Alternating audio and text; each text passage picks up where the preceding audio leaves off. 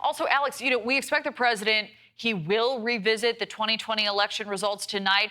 Obviously, election integrity is critical to our democracy. But if this is grievance-based, we know that messaging is going to fall flat. So are we expecting some compelling evidence of wrongdoing here? And either way, how much should the president lean into this topic with so many Americans concerned about this war and affordability, too?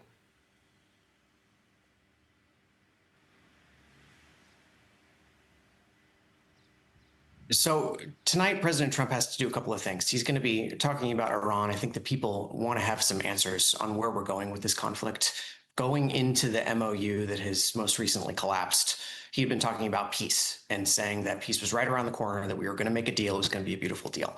Now he's talking very, very differently. And so that's fine. It's clear that he's going to take a different tack. That doesn't change the fact that Americans are starting to sour on this war. In June, we polled at Signal, do you support the president's efforts to pause and eventually come to peace on this war? And 74% of Americans, from Trump Republicans to progressive Democrats, all agreed that they supported an eventual end to this war.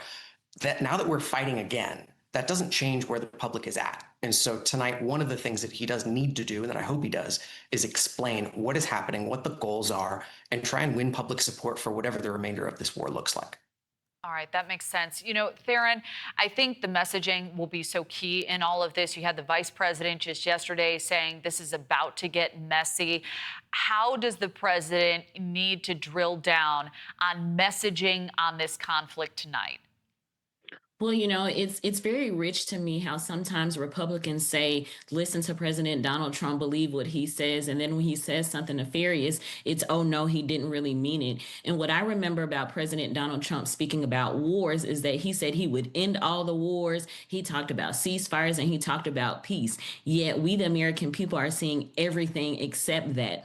And now he also wants to go back to his sticking point with election integrity and protection for the 2020 elections. Look, election protection is not just results. It's before results. It's absentee ballots being printed right. It's making sure people aren't intimidated in front of drop boxes.